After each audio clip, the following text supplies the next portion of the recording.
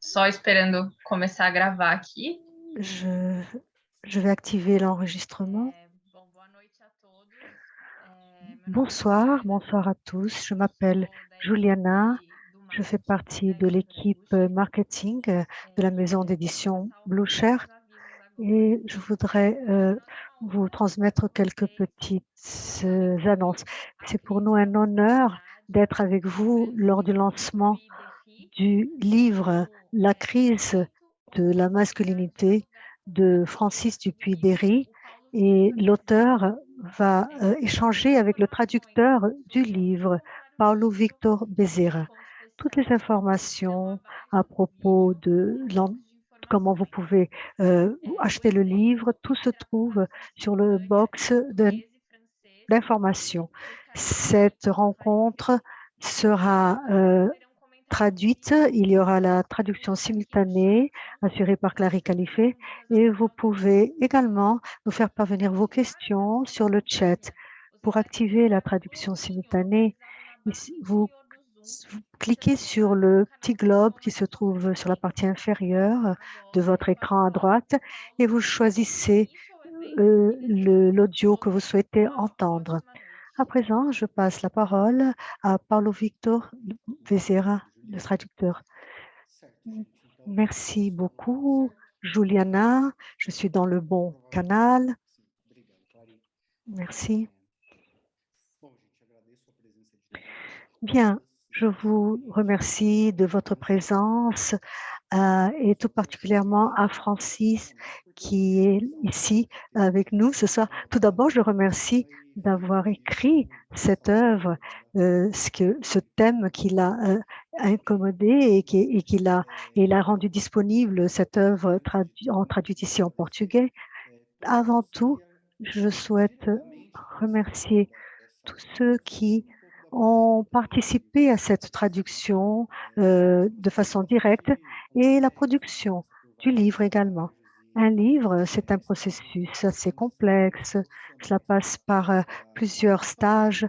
Il faut vraiment un grand nombre de professionnels pour avoir le résultat. Alors, j'espère ne pas oublier personne. Tout d'abord, je remercie Francis et le professeur Federico Assis Cardoso, la professeure Marina Alves Amorim, qui ont écrit la préface en établissant un pont entre les idées apportées par Francis et qui, ça couvre un peu la réalité brésilienne, mais le pont qu'ils établissent, c'est comment ceci se voit dans notre cadre. Je remercie Rachel Bedard et Annie Lewin-Dai, qui sont les éditeurs de Francis au Québec. Julie, qui a fait le pont entre la maison d'édition du Québec et la nôtre, à tous les participants de la maison d'édition Blucher, le conseil éditorial, André Cotissiva, Cecília Consolo, João Moraes, Jabas Nascimento, Marco Aurélio Cremasco, Rogério. Je remercie Jonatas Eliakim, qui est l'un des éditeurs de Blucher et qui m'a orienté, qui m'a guidé pendant tout ce processus et a guidé Francis également. Enfin, tout ce qu'il fallait faire, c'était l'une des portes d'entrée, et Luana Legrais également, qui a participé à tout ce processus. Fernanda Leal, Aline Fernandes, du service contrat, Karen Daikusono, qui a réalisé toute la production du texte, la préparation du texte. Il y a Miriki, qui a fait la diagrammation du livre, Mauricio Katayama, qui a fait la révision, et tout particulièrement Leandro Cunha. Je le remercie de cette couverture, d'avoir trouvé cette couverture. En fait, on dit qu'un livre ne peut pas être jugé par sa couverture, mais peut-être que celui-ci, il peut être jugé par sa couverture, car le dessin de ce dessin exprime très bien le labyrinthe vous voyez la couverture? Alors il y a un miroir, surréaliste. Alors je remercie Leandro Cunha de la couverture. Je remercie Sabrina Inser qui s'occupe de tout ce processus avec Aline Yangley, avec Juliana qui est ici avec nous, William Matthews également qui a réalisé la partie graphique. Alors, toutes ces personnes sont directement responsables de cette version en portugais du livre. Bien sûr qu'il nous fallait avant tout avoir les mots de Francis, mais vous voyez combien de personnes ont travaillé de façon indirecte pour ce résultat et dans notre cas, pour parler très clairement, pour que ce type de discours puisse circuler, ce discours d'idées et d'idéaux, pourquoi pas, puisse circuler ici, puisse être accessible à nous qui parlons portugais. Alors, après ces remerciements, juste une petite introduction à propos du livre, ce que le lecteur va trouver dans ce livre. Et ensuite, je passerai la parole à Francis qui va nous communiquer un peu sur le contenu du livre et peut-être même relever quelques questions. Et je n'ai aucun doute que ce livre représente une référence dans ce domaine et va faire partie de nos meilleures bibliothèques, les bibliothèques universitaires qui sont publiques et d'ailleurs, pourquoi pas, les bibliothèques individuelles, des chercheurs, des personnes qui sont sensibles à ces thèmes humains. Je suis psychanalyste et psychologue. J'ai été professeur de psychologie, de psychanalyse et je suis arrivée au livre de Francis lorsque je me préparais à une live au moment de la pandémie, une live à propos de la santé mentale masculine. En novembre, novembre c'est le mois de la santé de l'homme. En tant que psychologue et psychanalyste, j'allais parler sur la santé mentale masculine et il me fallait des données, les données statistiques et même des données historiques à propos de cette notion de masculinité en crise. L'identité masculine comme un sujet, une question qui apporte de la souffrance parfois aux hommes et quelques groupes historiques à propos de cette notion de crise. Et puis, j'ai trouvé le livre de Francis et également quelques propos de sa part sur ce livre.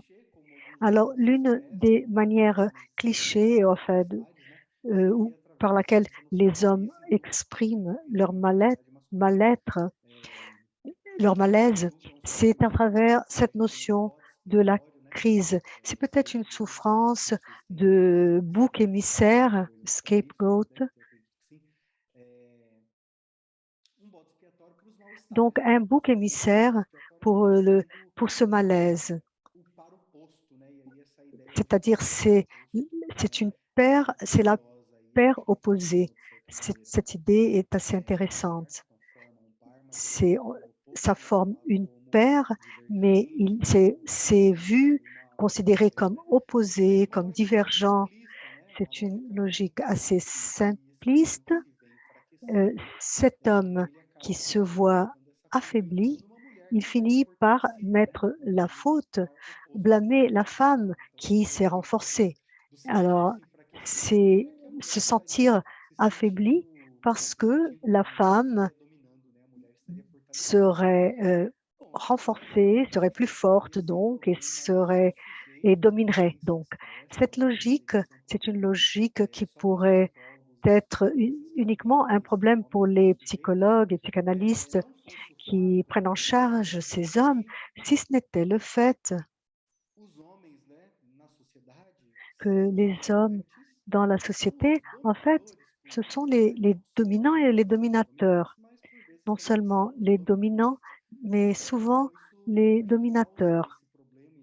Et ainsi, ce problème ce thème atteint un autre plan, non plus le plan individuel, mais le plan social, la circulation des discours dans d'autres espaces.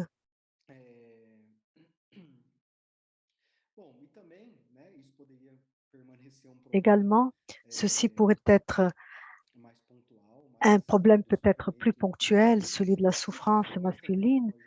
Ces hommes, comme nous voyons dans le livre de Francis, est-ce que ces hommes qui sont en crise ou qu'on suppose qu'ils sont en crise, s'ils ne s'organisaient pas et s'ils arrivent à attaquer les politiques progressistes, les politiques d'émancipation des femmes.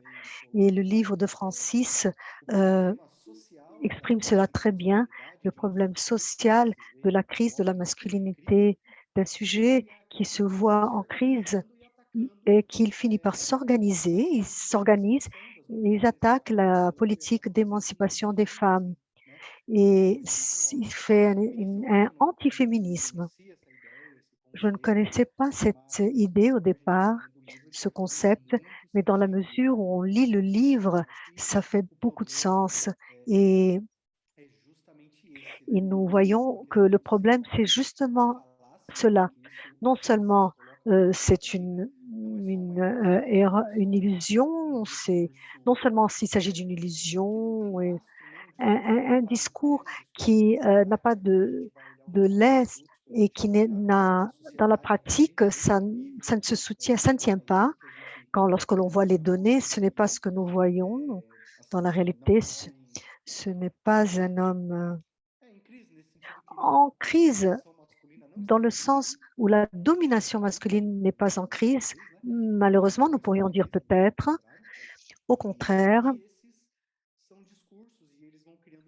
mais ce sont des discours qui créent des mécanismes afin qu'ils puissent se renforcer et afin d'empêcher le progrès de la société, tous les agendas progressistes et notre idéal d'une société égalitaire.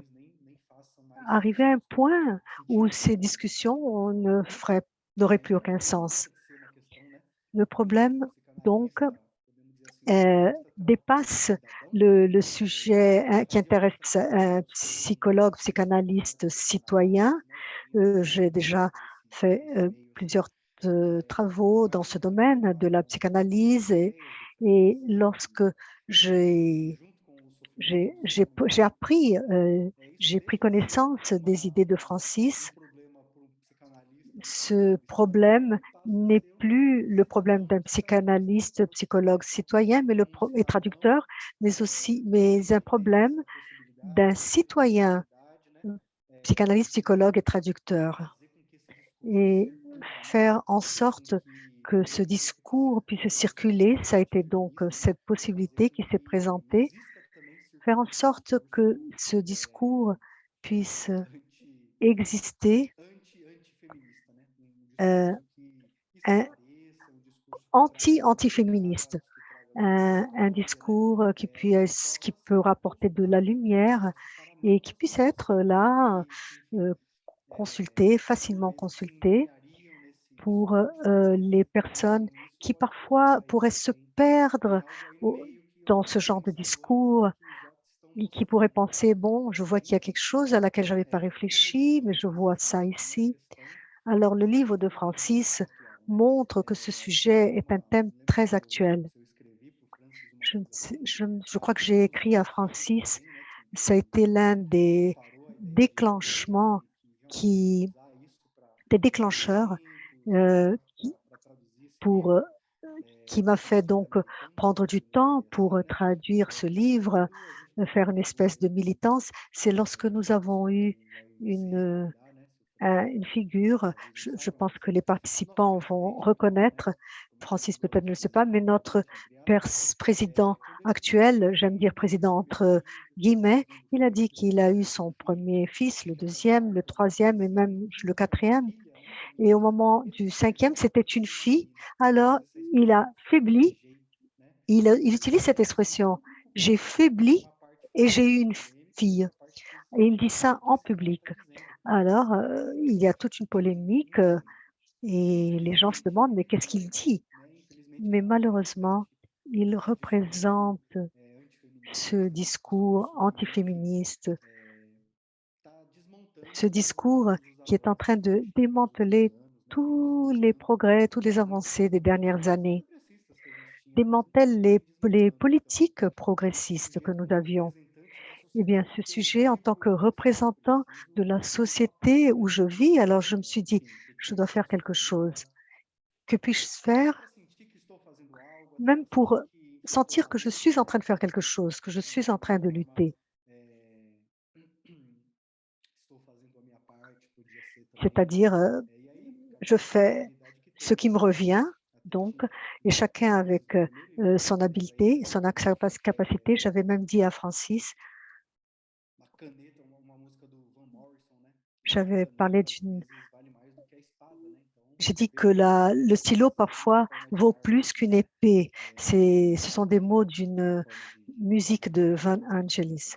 C'est une, Van Morrison, pardon, et c'est une manière donc de lutter socialement. Alors dans ce livre, il montre, heu, que cette question est très actuelle et là, il y a tout un recueil, toute une analyse historienne et ça, c'est très intéressant. Il y a tout un recueil des discours possibles sur ce thème. Certains discours critiques, ils ne sont pas très nombreux, mais surtout tous les discours, qui défendent cette thèse selon laquelle il y a une masculinité en crise. Et il nous montre qu'il ne s'agit pas d'une question superficielle ou temporaire. Dans d'autres époques et aujourd'hui, bien sûr, il y a un aspect particulier. Alors il nous montre combien il s'agit d'une thématique nécessaire à être sur laquelle on peut réfléchir et discuter. En outre, au moment de la lecture, et j'ai aimé le choix de l'œuvre, en plus, Francis écrit très, très bien et le bon lecteur trouvera une lecture très fluide, très claire, un raisonnement transparent. C'est un raisonnement où il ne cache absolument rien, toutes ces références, tous ces repères, tous ces points de vue. Il est très clair, il est très transparent.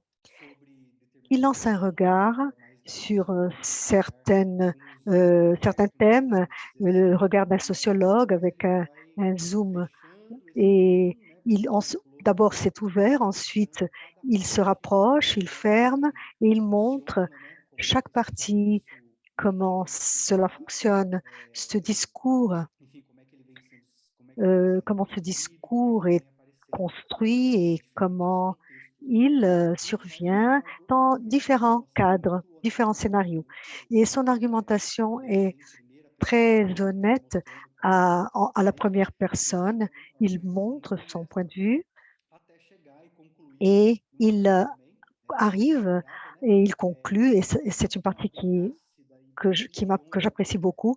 C'est une critique acide et ironique après toute toute cette mise en contexte. Ironiquement, il démonte ce discours et avec, une certaine élégance, face à la révolte, aux humeurs que ce type de discours provoque en nous. Alors peut-être que l'ironie serait, la manière la plus civilisée dans ce cas-là de répondre à ce type de discours, à ces provocations pour ainsi dire.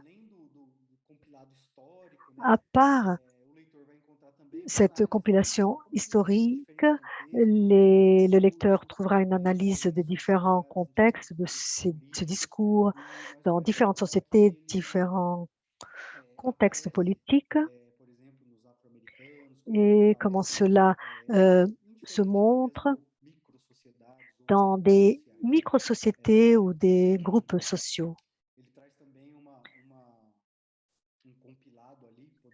Et également, il présente une analyse très forte des petites, et cependant pas inoffensive d'organisations d'hommes et qui essayent d'avoir une politique antiféministe et qui entrent en polémique avec les juges, avec les politiques. Ça, ce n'est pas incommun ici au Brésil.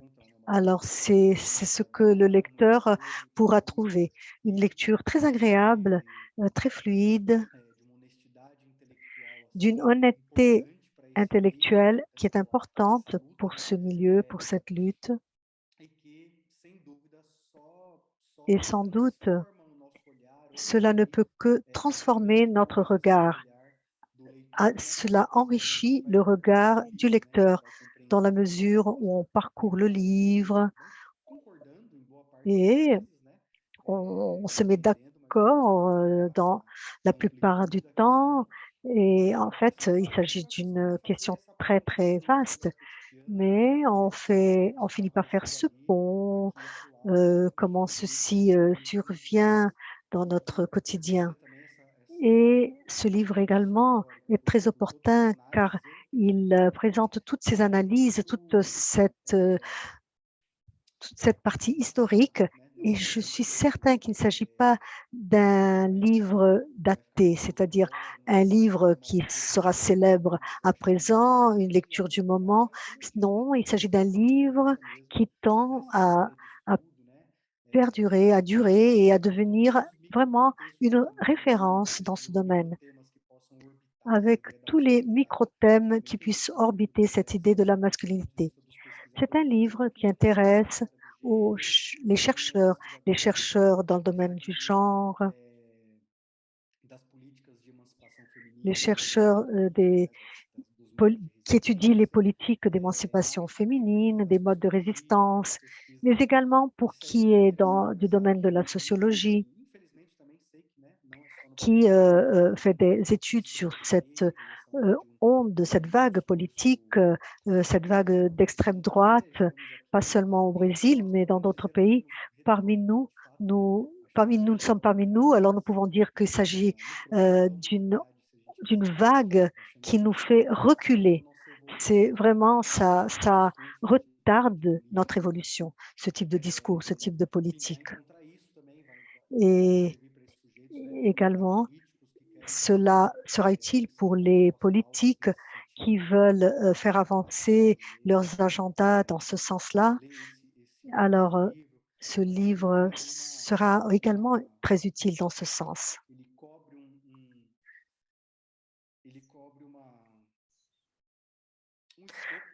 Je pense que ce livre couvre un grand nombre de problèmes et de thèmes, et c'est ce que le lecteur pourra retrouver en langue portugaise. Et voilà, nous allons passer la parole à Francis pour qu'il puisse nous parler un petit peu. C'est à vous, Francis. Merci, merci vraiment beaucoup. C'est vraiment un honneur pour moi. Je suis toujours très ému quand des personnes font le travail et l'effort de traduire ce qu'on écrit parce que tout à coup, on devient bilingue et trilingue et quadrilingue et on peut entrer en dialogue et rejoindre des personnes qu'on n'avait pas espéré pouvoir rejoindre. Et donc, pour moi, le travail de traduction, c'est vraiment probablement c'est un des travails qui repose vraiment sur une générosité, puisque c'est de transmettre la parole ou les idées ou les mots à d'autres groupes. Et pour ça, je suis toujours très ému, très content, très touché quand on me le propose. Et dans ce cas-ci, c'est Paolo Victor qui est donc venu vers moi avec cette proposition. Et donc, je veux vraiment le remercier très sincèrement et très profondément. C'est extrêmement important pour moi. Évidemment, j'aurais aimé mieux être au Brésil avec vous pour avoir cette discussion. Ça aurait été plus agréable aussi. Mais bon, les miracles de la technologie nous permettent quand même de discuter, donc c'est très bien. Je remercie aussi, puisqu'il est important de remercier le travail de la traduction, évidemment, celui de Clary Calife, et qui est en train de faire la traduction de ce que je vous dis présentement, qui est donc l'interprète, qui permet aussi cette discussion bilingue. Je m'excuse, je ne parle pas le portugais, je suis en fait pas très bon en langue. Et donc, comme tout bon Canadien, je parle le français et l'anglais. Malheureusement, c'est tout, donc je m'en excuse. Je veux remercier évidemment, Paolo l'a fait, mais je vais le faire aussi. Je ne connais pas tout le monde, je n'ai pas été en interaction avec tout le monde, mais Juliana et l'équipe de Blue Chair, la maison d'édition donc qui m'accueille. Et par un heureux hasard, c'est aujourd'hui que j'ai reçu donc mes copies brésiliennes du livre, qui est magnifique effectivement. Donc c'est une bonne journée pour moi. Et donc évidemment, comme Paolo l'a dit, souvent les personnes qui lisent, mais qui ne sont pas nécessairement dans la production des livres, ne savent pas toutes les personnes qui sont impliquées dans la production, et on pense souvent que c'est l'auteur qui travaille tout seul, mais un auteur tout seul, c'est pas un auteur. Et donc, merci à tout le monde, vraiment. Et merci pour l'organisation de cette rencontre ce soir. Merci aussi à Federico Cardozo et Marina Alves Amorim qui ont écrit donc la préface. C'est d'autant plus important pour moi que ce sont des amis. Ils ont été accueillis ici à Montréal. Ils ont passé quelques années à Montréal dans un groupe de recherche auquel je participe qui s'appelle le Chantier de l'antiféminisme, donc une équipe de recherche qui travaille sur l'antiféminisme. Et nous avons eu le plaisir d'accueillir Federico et Marina. Et donc, c'est d'autant plus important et touchant pour moi qu'ils sont maintenant, qui font le relais dans l'autre sens et qui écrivent cette préface. Dans le groupe de recherche là, basé à Montréal, on a aussi une doctorante d'origine brésilienne, Danielle Coenga Oliveira, qui prépare une thèse de doctorat justement sur l'antiféminisme au Brésil et aussi la lutte, disons, anti-genre, la réaction contre les minorités de genre qui se mélangent. En fait, l'antiféminisme et l'anti-genre se mélangent au Brésil et dans bien d'autres contextes, comme en Europe de l'Est, par exemple, où c'est très, très, très imbriqué. Et donc, Danielle Coenga Oliveira prépare une thèse là, sur le sujet, évidemment à l'ère de votre président, comme dit Paulo Bolsonaro. Évidemment, moi, je ne vais pas vous parler du Brésil. Le Brésil, c'est votre réalité. On peut avoir des discussions après, mais je ne suis pas ici, évidemment, pour vous expliquer ce qui se passe au Brésil. Vous le savez beaucoup mieux que moi. J'espère que vous gardez le moral et que vous gardez de l'espoir quand même. Je vais plutôt vous parler un peu du livre lui-même pour vous donner un peu une idée qu'est-ce que vous pouvez y trouver. C'est un livre que j'ai commencé, évidemment c'est un livre que j'ai publié il y a quelques années, mais en fait, j'ai commencé à m'intéresser à cette question du discours de la crise de la masculinité. Et disons en fait que j'ai commencé à être très énervé par ce discours de la crise de la masculinité déjà à la fin des années 80 et au début des années 90. Donc moi, pour tout vous dire sur moi, je suis né en 1966. Donc dans les années 80, j'avais 20 ans. J'étais en sciences politiques à l'Université de Montréal et on entendait dans les années 80 donc ce discours que les hommes sont en crise. Il y avait des magazines populaires qui tenaient ce discours-là, qui présentaient des dossiers sur les garçons castrés au Québec. On nous disait qu'il n'y avait plus rien pour les hommes, que tout était pour les femmes, que le marché de l'emploi maintenant favorisait les femmes, que c'était vraiment autour des femmes de prendre leur place et de prendre notre place. Et donc, en fait, on avait beaucoup de journalistes, de chroniqueurs, même de psychologues qui tenaient ce discours de la crise de la masculinité et que les hommes sont en crise à cause des femmes dominatrices et des féministes. Et même si c'est vrai qu'au Québec, il y avait quand même déjà dans les années 80 un mouvement féministe plutôt dynamique, je n'arrivais pas à comprendre la logique de ce discours, dans la mesure où je voyais bien autour de moi, et en étudiant en sciences politiques, évidemment, je voyais bien qu'en fait, c'était encore des hommes qui, au Québec, au Canada, aux États-Unis, en Europe et ailleurs, contrôlaient les principales institutions de pouvoir, que ce soit les États, les gouvernements, les conseils des ministres. Évidemment, vous commenciez à avoir quelques femmes députées dans les années 80, mais tous les ministères les plus importants, les chefs de parti, les chefs de gouvernement, les hauts fonctionnaires, c'était des hommes. C'était des hommes. C'était vrai aussi pour les grandes fortunes familiales, les chefs d'entreprise, les conseils d'administration des plus grandes entreprises, les présidents directeurs généraux les personnes les plus riches du Canada, du Québec. c'était des hommes, évidemment, qui étaient propriétaires aussi des médias, par exemple, qui étaient à la tête des banques, des grandes entreprises industrielles, c'était des hommes. Les équipes sportives les plus prestigieuses, qui avaient le plus d'argent public, c'était évidemment les sports masculins. À l'université où j'étais, plus on montait dans la hiérarchie, plus c'était des hommes qui étaient au sommet de l'université, et plus vous descendiez dans la hiérarchie de l'université, plus c'était des femmes. Au secrétariat, par exemple, c'est presque juste des femmes. C'est elles qui font fonctionner l'université. En réalité, c'est les secrétaires. Hein. Sans secrétaire, l'université ne fonctionnerait plus. Mais évidemment, elles sont dans l'ombre. Elles sont, et quand vous étiez à la cafétéria, à l'université, c'est des femmes. À la bibliothèque, les bibliothécaires sont des femmes. Mais dès que vous montez dans la structure hiérarchique de l'université, c'était des hommes. C'était vrai dans la culture, c'était vrai dans les institutions religieuses, évidemment. C'était vrai dans ce qu'on appelle le crime organisé. Donc, la mafia, par exemple. C'est des hommes. Et donc, ce discours m'énervait. Ce discours a continué à m'énerver parce qu'en fait, le problème, c'est que c'est encore un peu la même situation, c'est-à-dire que 35 ans plus tard, on répète encore la même chose, que les hommes sont en crise. Évidemment, les femmes font des avancées. La situation n'est pas totalement stable. Il y a des femmes qui avancent. D'ailleurs, elles luttent. Le mouvement des femmes, le mouvement féministe lutte pour ouvrir plus d'espace à des femmes, pour qu'il y ait plus d'équité, plus d'égalité, plus de liberté pour les femmes, plus de sécurité aussi physique et psychologique pour les femmes. Mais quand on regarde les institutions, qui est au sommet, qui a le plus d'argent, qui a le plus de propriété, c'est encore les hommes. Et je vous donne un seul exemple, mais on pourrait évidemment, si vous faites la liste des multimilliardaires, par exemple, qui contrôlent les grandes entreprises. Mais par exemple, si on pense à la fameuse, à cette guerre entre la Russie et l'Ukraine en ce moment, en Europe, donc, où les femmes ont eu le droit de vote il y a plus de 100 ans maintenant, en Russie, avec les bolcheviks. Les bolcheviks et la révolution russe a donné le droit de vote aux femmes. Les femmes ont eu le droit de vote en Europe et en Amérique du Nord, donc il y a plus de 100 ans. Mais qui décide de cette guerre? Qui gouverne les pays qui sont en guerre en ce moment, même s'il y a évidemment des femmes ministres? En fait, tous les chefs d'État sont des hommes. Le dirigeant russe, le dirigeant ukrainien, le dirigeant biélorusse, le dirigeant de l'OTAN, le dirigeant d'Angleterre, de l'Allemagne, de la France, des États-Unis, de l'ONU, la Chine qui regarde de loin, la Syrie qui donne de l'aide, les entreprises qui se mobilisent, ce sont des hommes.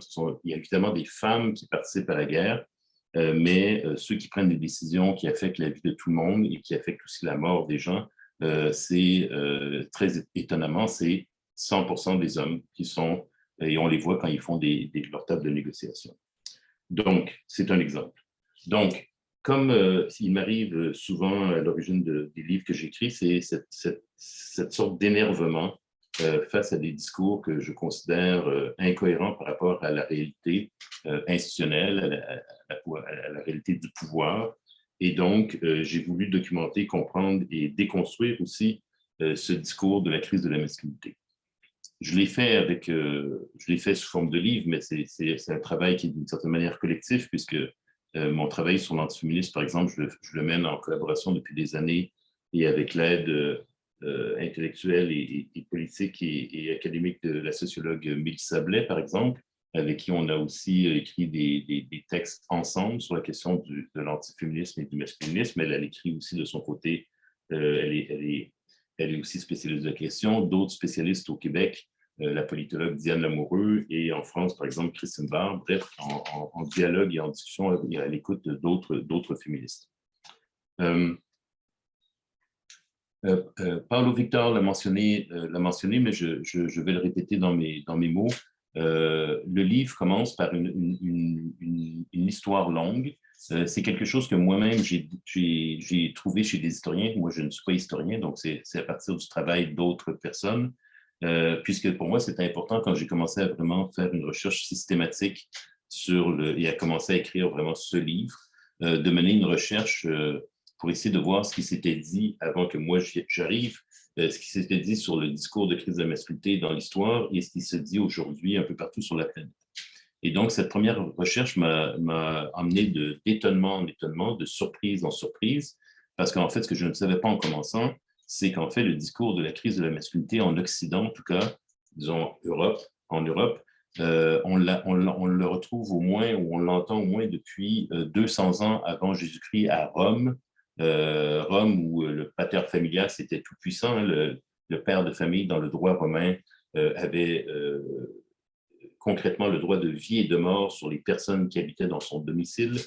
Mais même dans une situation comme ça, où la domination masculine est tellement évidente, vous aviez des personnalités publiques à Rome qui disaient que les femmes romaines prenaient trop de place, parlaient trop fort, s'exprimaient trop dans l'espace public, portaient des robes trop éclatantes et faisaient de l'ombre aux hommes. Et même, imaginez le problème, elles voulaient conduire des chars.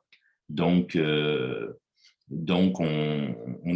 se retrouve 200 ans avant Jésus-Christ avec déjà un discours de la crise de la masculinité, ce qui est pour moi tout à fait révélateur de ce que je vais essayer de vous expliquer plus en détail dans les minutes qui suivent. Et puis, à travers le travail d'historiens et d'historiennes, j'ai retrouvé aussi ce discours de la crise de la masculinité à la sortie du Moyen-Âge européen, donc au 16e, 17e siècle, et pas n'importe où, dans les cours du roi d'Angleterre, dans la cour du roi de France, par exemple, où le roi lui-même, les rois eux-mêmes se plaignent que les femmes sont trop masculines et que les hommes de la cour sont trop efféminés. Pendant la Révolution française, au 18e siècle, que ce soit du côté des monarchistes ou des républicains, au 19e siècle, en Allemagne, en Prusse, aux États-Unis, en Angleterre, en France, on entend ce discours de la crise de la masculinité. On dit que les hommes vont mal, entre autres en raison des transformations du travail et de l'industrialisation, par exemple. Et puis, au fil du 20e siècle, on va retrouver ce discours de la crise de la masculinité à répétition aux États-Unis, en URSS pendant la guerre froide. Et aujourd'hui, on le retrouve, en fait, c'est tout à fait incroyable, on le retrouve partout. Donc, vous avez le discours de la crise de la masculinité partout. Vous l'avez évidemment en Amérique latine, au Brésil, au Mexique, ailleurs.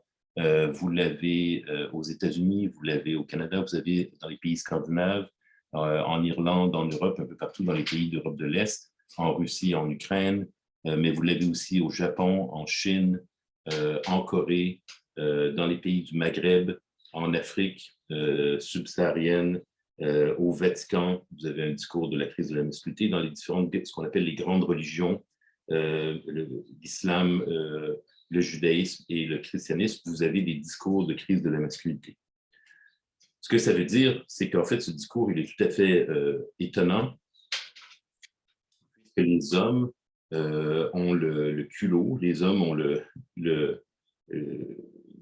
font l'affront aux femmes de dire qu'ils souffrent à cause des femmes et à cause des féministes ou à cause des femmes dominatrices dans tous les contextes, dans tous les régimes politiques, que vous soyez en monarchie ou en république, ou dans un régime fasciste, ou dans un régime soviétique, ou dans un régime plus théocratique, que vous pouvez entendre ce discours de la crise de la masculinité dans des États coloniaux ou dans des États colonisateurs, dans des États, des anciennes colonies, vous pouvez l'entendre, dans des superpuissances comme les États-Unis, vous pouvez l'entendre, mais dans des États faibles aussi, comme en Haïti, il y a ce discours de la crise de la masculinité qui a été étudié par la sociologue haïtienne Danielle Magloire, dans des pays agricoles, dans des pays industriels, dans des pays catholiques ou protestants ou musulmans, ou dans la communauté juive, dans n'importe quel système juridique au niveau du droit de la famille, du droit des femmes, du droit du travail, des droits politiques, vous pouvez avoir ce discours de la crise de la masculinité dans des contextes où les femmes n'ont à peu près aucun droit face aux hommes, à leur père ou à leur mari, et vous pouvez avoir ce discours de la crise de la masculinité dans des situations où les femmes ont gagné des droits. Et donc, qu'est-ce qu'on fait avec un tel discours qui semble être permanent, éternel, transversal et récurrent et qu'on entend partout dans toutes les occasions? La féministe Judith Allen, donc une féministe anglophone, dont je me suis inspiré, elle propose à ce sujet de dire, en fait, plutôt que de parler de crise de la masculinité, il semble plus logique de parler de discours de crise, puisque justement, c'est un discours qu'on retrouve partout, indépendamment de quelle est la condition réelle des hommes par rapport aux femmes. Et Judith Allen nous encourage, c'est ce que j'ai essayé de faire dans le livre, à comparer ce discours en allant toujours voir dans la réalité empirique, concrète, institutionnelle, qui a du pouvoir, qui est au sommet, qui a l'argent, qui contrôle les ressources, qui travaille pour qui a peur de qui est tué par qui, pour avoir, une image concrète des rapports entre les hommes et les femmes et pas seulement s'en tenir à ce discours de crise.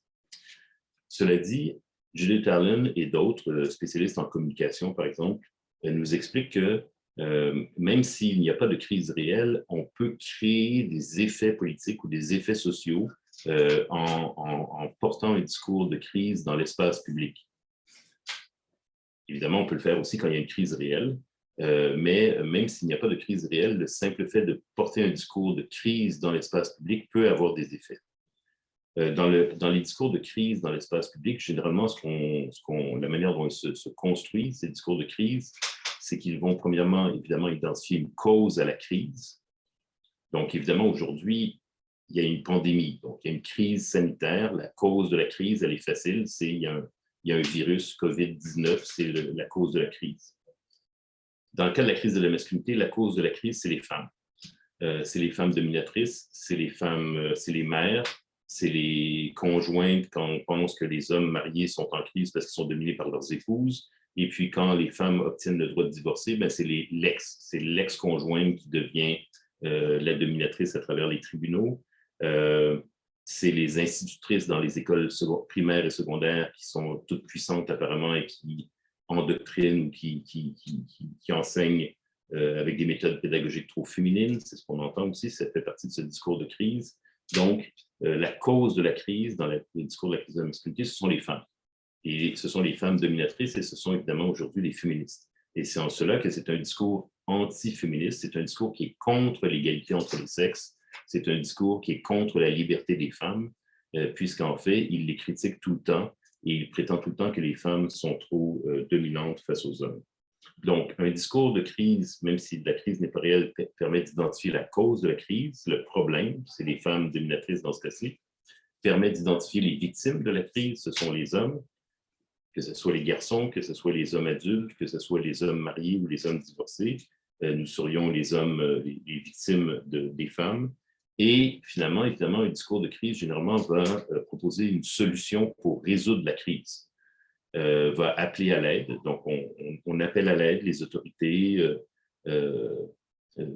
pour avoir plus de ressources pour les hommes. Et la solution, c'est toujours la même dans ce discours de crise de la masculinité, c'est de revaloriser une masculinité très stéréotypée, très conventionnelle, qui est une construction. Hein. Les identités de genre sont évidemment des constructions sociales, des constructions culturelles, des constructions psychologiques. Notre psychologie est construite à travers la socialisation et l'éducation. C'est Paolo qui est le psychologue, j'espère que je ne dis pas trop de bêtises. Mais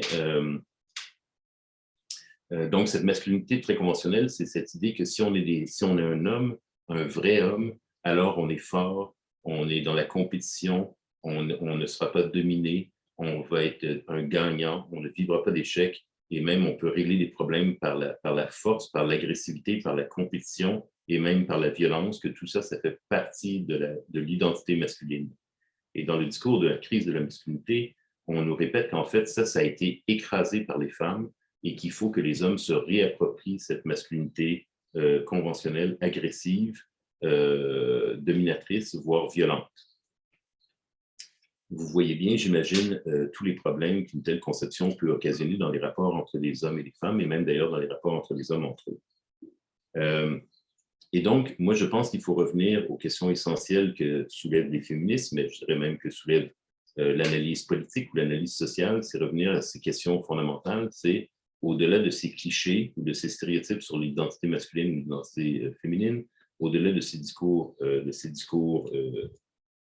de victimisation des hommes, toujours revenir à la question qui décide réellement dans le pays, dans le gouvernement, dans les entreprises, dans les compagnies, sur les lieux de travail, dans les familles, à l'école, qui est en position de pouvoir, qui est à la direction, qui est au sommet des institutions, qui a plus d'argent dans les relations interpersonnelles, qui a des meilleurs salaires, qui a des meilleures conditions de travail, qui a des meilleurs postes, qui est plus souvent propriétaire du logement, de la voiture, qui possède des armes à feu. C'est très important dans les violences conjugales. La question des armes à feu, c'est malheureusement, c'est une des causes évidemment du nombre élevé de féminicides, c'est que les hommes, nous possédons des armes à feu. Ce sont les armes à feu privées sont généralement possédées par des hommes en grande majorité, en tout cas pour les pays que je connais. Et qui a peur? Qui a peur de l'autre? Donc, évidemment, les hommes peuvent avoir peur. Je suis bien conscient que les hommes peuvent avoir peur pour leur sécurité, mais généralement, ils ont peur d'autres hommes. Ils n'ont pas peur, en réalité, d'être agressés par les femmes. Donc, dans le discours de la crise de la masculinité, selon le contexte, donc il y a ce discours de la crise de la masculinité qu'on entend depuis 500, 600 ans et qu'on entend maintenant partout, mais évidemment, il va s'exprimer avec des variations selon les contextes. Donc, tout à l'heure, j'ai mentionné qu'avant la libéralisation du droit du divorce, par exemple, le discours de la crise de la masculinité donnait une image du mariage comme une sorte de prison pour les hommes où les femmes, les épouses dominaient les hommes dans le mariage et dominaient les enfants, garçons aussi dans la famille. Mais évidemment, avec la libéralisation du droit au divorce, le discours a été modifié et on parle maintenant beaucoup plus du problème des femmes qui ont divorcé, qui demandent le divorce et qui obtiennent le divorce et qui, dit-on, avec l'aide des tribunaux et des avocats, réussiraient à exploiter leur ex-conjoint. On a le discours des difficultés scolaires des garçons, donc le problème que les garçons réussissent moins bien à l'école que les filles. Il y a le problème des violences conjugales dans certains masculinistes, donc certains porteurs du discours de la crise de la masculinité vont dire en fait, les femmes sont aussi violentes que les hommes envers les hommes. Il y a une symétrie de la violence. Et en fait, la société n'en dit rien. La société a une sorte de tabou par rapport à la violence contre les hommes. Il y a d'autres discours encore, comme celui qui vient d'apparaître depuis 6-7 ans maintenant, en grande partie sur le web, aux États-Unis, entre autres, qui est le discours des involuntary celibates, donc les célibataires involontaires, qu'on reconnaît aussi sous l'acronyme incels, qui sont des milliers, en fait, sur le web, dans des réseaux de discussion, dans des fils de discussion, et qui sont des jeunes hommes qui disent ne pas avoir eu de relations sexuelles. C'est des jeunes hommes hétérosexuels qui disent ne pas avoir eu de relations sexuelles et ils disent ça, c'est la faute des femmes. Les femmes, aujourd'hui, ne nous ont pas donné les relations sexuelles auxquelles nous aurions droit. Et dans les réseaux incels, ça débouche même sur un radicalisme menant à du terrorisme. Et donc, vous avez eu depuis 6-7 ans plusieurs attentats, souvent filmés avec des manifestes sur vidéo d'hommes aux États-Unis, au Canada, qui ont tué des femmes, qui ont commis des attentats, qui ont tué des crimes de masse, qui ont tué plusieurs femmes. C'est arrivé à Toronto il y a quelques années, à l'arme à feu ou avec des voitures, et qui se sont réclamés de ce mouvement des incels. Et les incels eux-mêmes les présentent comme leurs héros. Et ils expliquent qu'ils se suicident comme ça, qu'ils commettent des attentats parce que les femmes, pour se venger des femmes qui ne leur ont pas accordé de sexualité. Donc, il y a différents axes de discours de la crise de la masculinité. Je n'ai pas le temps ici ce soir, mais on peut en discuter à la période d'échange, de les déconstruire un après l'autre. Mais dans le livre, c'est ce que je propose. C'est-à-dire que je passe un axe de discours après l'autre, je les présente et j'en propose une sorte de déconstruction en allant voir des données empiriques, des études qui montrent que souvent, en fait, la solution est exactement l'inverse que ce que proposent les tenants du discours de la crise de la masculinité et que souvent, d'ailleurs, la masculinité stéréotypée, la masculinité virile, la masculinité agressive est souvent un facteur de risque ou un problème, par exemple, pour les résultats scolaires des garçons, entre autres. Ça a été largement démontré. Et ces discours, évidemment, se mélangent aussi très souvent avec des conceptions qui sont fondamentalement hétéronormatives, c'est-à-dire c'est des logiques binaires, un homme, une femme, et c'est évidemment la normalité, évidemment l'hétérosexualité. Donc, ces discours de la crise de la masculinité, souvent, s'expriment aussi en écho avec des discours contre les minorités de genre, c'est des discours qui peuvent aussi être évidemment homophobes et transphobes. Je ne vais pas parler tellement plus longtemps, simplement pour terminer sur deux précisions. ces discours de la crise de la masculinité, le discours de la crise de la masculinité, on le retrouve aujourd'hui de manière très explicite et très exacerbée, très violente dans les réseaux d'extrême droite. Il y a même une sorte de logique, si on peut dire, puisque la logique de l'extrême droite nationaliste, le schème de la pensée de l'extrême droite nationaliste raciste, c'est en fait le même schème que la pensée d'extrême droite antiféministe. Dans les deux cas, c'est de croire voir que dans nos sociétés, les hommes blancs sont écrasés par des catégories de la population qui prennent leur place, qui prennent notre place, qui prennent ce qui devrait nous être dû selon ces théories. Et donc, ce sont soit les étrangers, soit les femmes. Et donc, cette alliance des étrangers et des femmes contre l'homme blanc, évidemment, elle semble logique dans la tête des gens à l'extrême droite. Et donc, vous arrivez avec des discours de reconquête de la virilité masculine qui devraient permettre à des pays de pouvoir lutter contre l'immigration, contre l'arrivée des étrangers et de pouvoir remettre les femmes à leur place, c'est-à-dire à la maison, la maternité, s'occuper des enfants et laisser les hommes travailler à l'extérieur. Donc, à l'extrême droite, c'est très, très clair. Le discours de la crise de la masculinité, on le retrouve de manière récurrente, même chez les plus extrémistes, comme Andres Breivik, le nazi qui a commis un attentat qui a tué 77 jeunes socialistes là, en Norvège. Et qui a publié un manifeste, et dans son manifeste, il y a une centaine de pages qui est justement sur ce discours, qui reprend les éléments du discours de la crise de la masculinité. Et je tiens à terminer sur une précision, donc, par rapport à ça. Le discours de la crise de la masculinité, on le retrouve, il est porté par des groupes de pères séparés et divorcés, sur des réseaux Internet, sur le web, comme les incels. Des psychologues peuvent tenir le discours de la crise de la masculinité, des chroniqueurs, des journalistes, souvent qui n'ont pas nécessairement de formation particulière, mais c'est un peu un sens commun. Des femmes aussi peuvent tenir ce discours de la crise de la masculinité. Des gens d'extrême droite, je l'ai dit, des politiciens. Mais il ne faudrait pas penser que c'est uniquement à droite et à l'extrême droite de l'échiquier politique, même si c'est surtout là qu'on le retrouve. Vous pouvez aussi entendre des discours de la crise de la masculinité du côté de la gauche et même du côté des forces anticapitalistes. Il y a quelques pages dans le livre à ce sujet où je montre que même des gens de gauche, d'extrême gauche, des marxistes peuvent tenir le discours de la crise de la masculinité en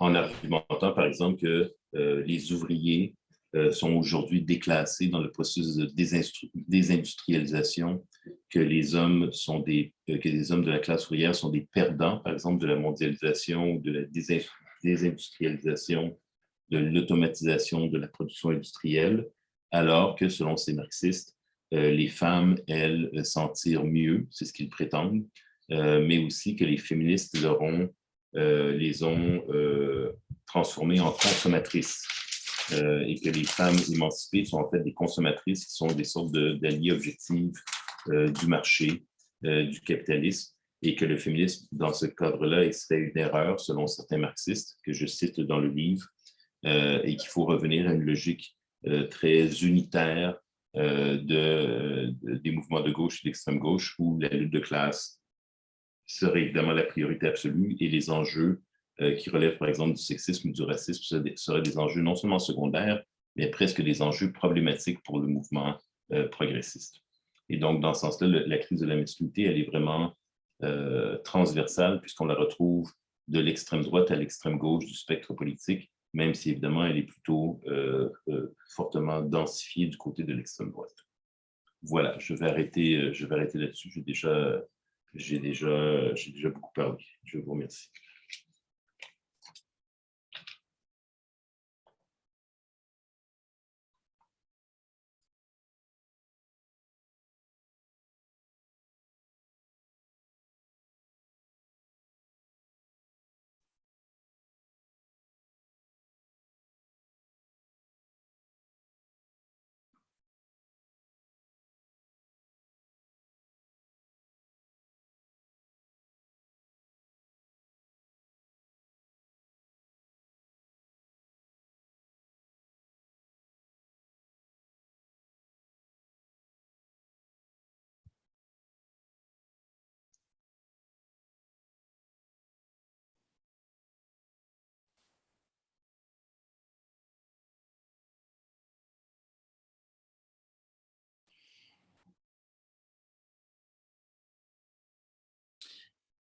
Bom, je vous remercie.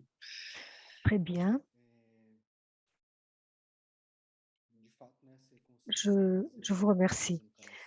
En effet, je suis sur le bon canal, oui. Vous avez établi un bon résumé de votre livre et des questions principales. Ça nous donne une bonne idée de ce que le lecteur va retrouver. Et j'ai une question. À partir du moment où vous avez commencé à travailler sur ce livre qui a été publié en 2018, c'est bien ça? Et à partir de ce moment-là, depuis lors, est-ce que vous avez remarqué une certaine actualisation?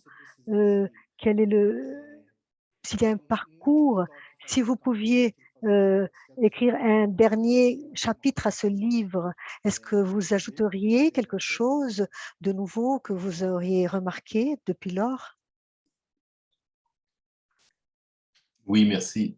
Alors, certainement, j'aurais plus développé sur la question des involuntary celibates, dont je viens de parler un peu, parce que en 2018, ça commençait, mais ça s'est aggravé depuis. Pardon. Ça s'est aggravé depuis, il y a eu d'autres attentats, donc c'est très, très problématique. Je pense que j'aurais peut-être aussi, c'est mon nouveau projet de livre là, sur lequel que je suis en train de terminer, qui va paraître dans quelques mois ici au Québec et en France. En français, c'est un phénomène, je ne sais pas si vous en avez entendu parler au Brésil, j'espère que non pour vous, mais c'est une réaction contre ce que les réactionnaires vont appeler les woke. Et donc, les woke, c'est un mot de l'anglais qui veut dire éveillé. Et en fait, c'est une manière pour les réactionnaires de critiquer les études sur le racisme et les études sur le genre dans les universités.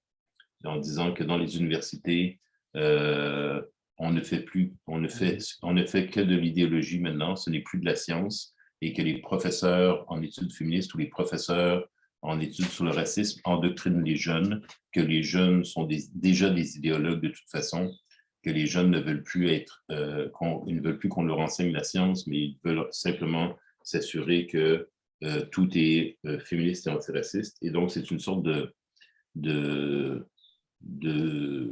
version.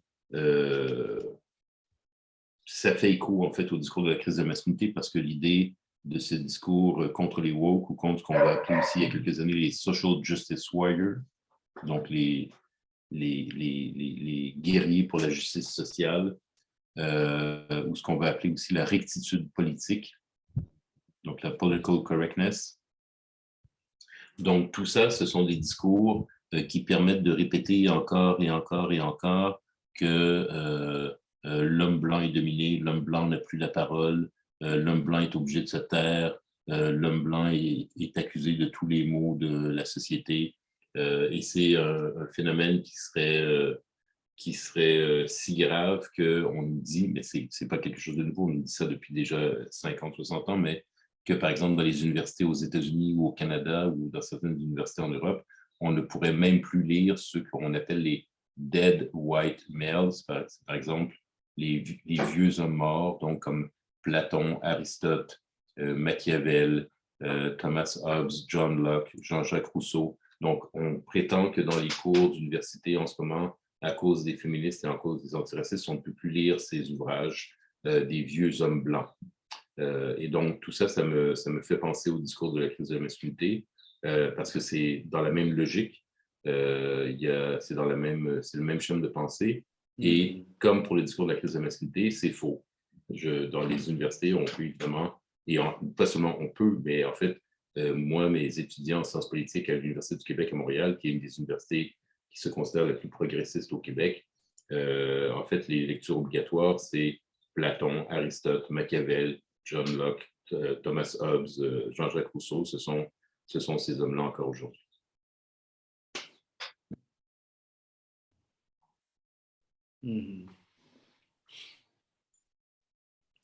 Sim. Aqui não tivemos a Bien, reverberação desses nous n'avons pas eu ici la réverbération de ces groupes organisés ainsi. Quoi qu'il y ait un discours selon lequel on enseigne l'idéologie, non seulement au sein de l'université, mais déjà à la maternelle, au jardin d'enfants. Et c'est cette idée que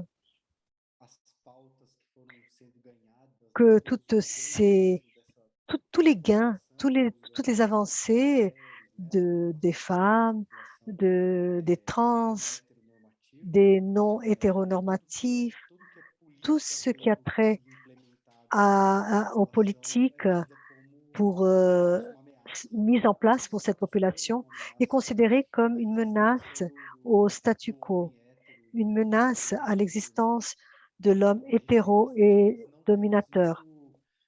Mais nous n'avons pas des groupes organisés, nous n'avons pas des attentats. Pour le moment, au moins ça, on n'a pas.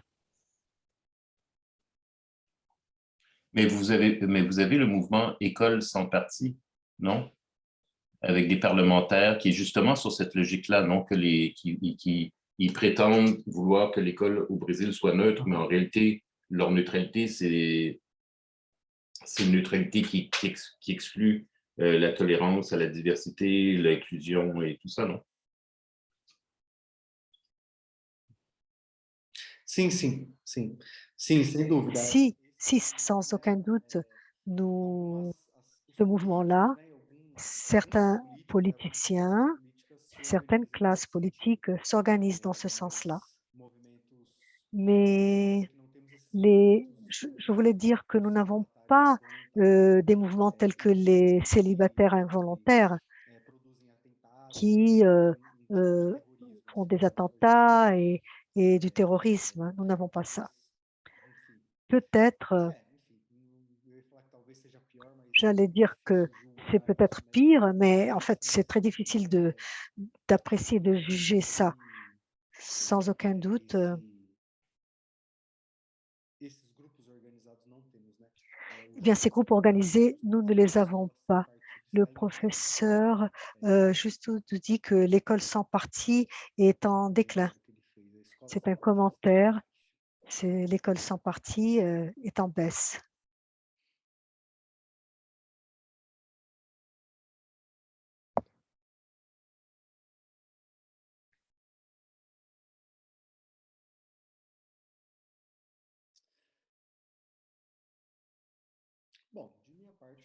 Eh bien, de ma part, c'était ce que je voulais communiquer, une bonne explication sur ce thème.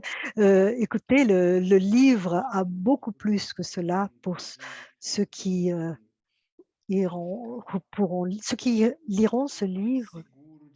Vous pouvez être sûr qu'il y aura des discussions très intéressantes et pas seulement du point de vue littéraire, la manière comme cela est écrit et présenté, c'est également très valable. Je ne l'ai pas dit au début, mais les francophones et ceux qui écrivent en langue française, surtout dans ce domaine, la sociologie, les sciences humaines, ceci est considéré comme très complexe ici au Brésil. On peut dire que du point de vue universitaire, nous avons même un traumatisme lorsque l'on lit Foucault et les francophones, parce que l'idée, c'est que c'est une pensée complexe, très complexe. Et ceci ne s'applique pas au livre de Francis. Il s'agit d'un texte très, très fluide qui nous mène, qui nous montre et qui met les choses dans leur contexte. Pas forcément vous arriverez à la même conclusion, car sa conclusion finit par être évidente, c'est-à-dire qu'il ne force pas une conclusion. Et tout simplement, il nous montre que c'est ainsi, et le chemin naturel, donc, est mis en lumière. Et en fait, si on voit bien ceci, dans son texte. Voyons s'il y a quelques commentaires.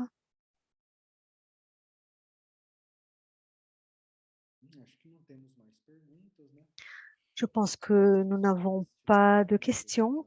Alors, si Francis aurait quelque chose à ajouter, très bien. De toute façon, ceci est enregistré et sera mis à la disposition sur les différentes plateformes. Bien, il y a peut-être une question. Alors, j'ai une question, Francis. Quel sera, vous avez parlé d'un livre que vous écrivez, mais peut-être Juliana qui est du marketing, eh bien, elle voudrait bien savoir quel sera votre prochain livre que nous pourrons peut-être publier ici. J'aime beaucoup un autre livre à vous, un à propos de la guerre de l'Afghanistan qui éclaire très bien notre temps. Et il y a un livre sur la démocratie, sur le malentendu, un mot mal placé ou mal entendu. Je ne me souviens pas très bien des mots, mais il s'agit de la démocratie. Et en fait, ça fait partie de ce contexte en général.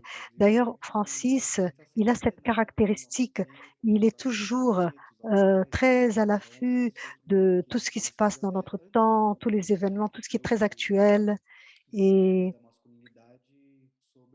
il a écrit sur la démocratie, ce malentendu.